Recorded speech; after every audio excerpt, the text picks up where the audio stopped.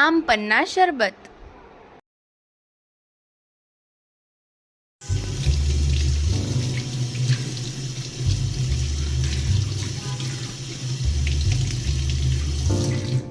એક ધોયેલી કેરીને એક વાસણમાં બોઇલ કરવા માટે મૂકવી.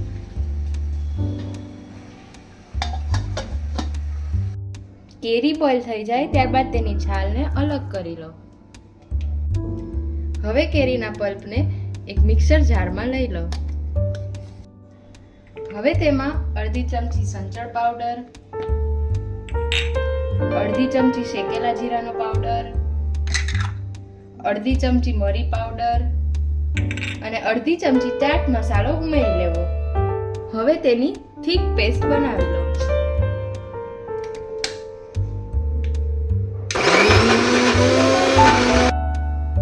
હવે એક પેન લઈ તેમાં આ પેસ્ટને લઈ લો અને તેને ગરમ કરો. હવે આ પેસ્ટમાં 1.5 કપ શર્કરા ઉમેરી લો.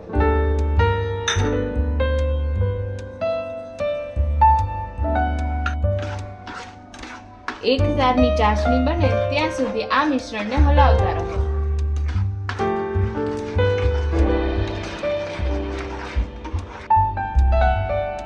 એક તારની ચાસણી બને પછી ગેસ બંધ કરી દેવો.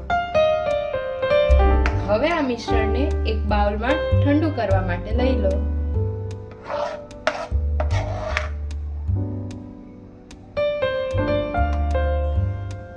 મિશ્રણ ઠંડુ થાય ત્યારબાદ તેને એક ગ્લાસમાં લેવું.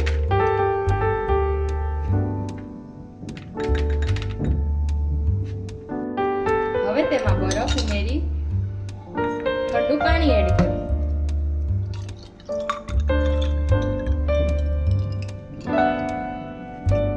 હવે તેને સરખી રીતે મિક્સ કરી લેવું.